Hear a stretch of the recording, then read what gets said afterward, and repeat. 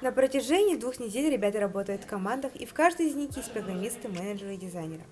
Студенты работают под руководством наставников и разрабатывают проекты на такие темы, как Арктика, комфортная среда и геймификация.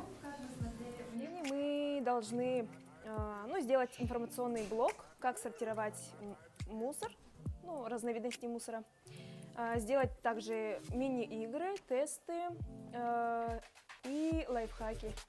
Мы работаем над проектом геймификации ЕГЭ, ОГЭ.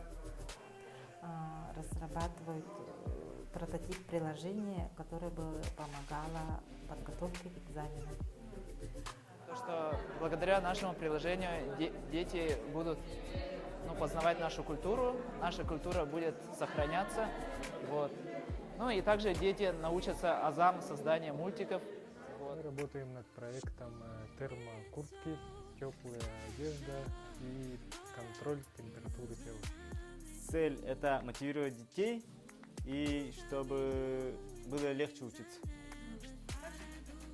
Цель у нас пропаганда нашего национального колорита, то есть нашей республики Якутского, да, через посредством социальных сетей, и современных технологий.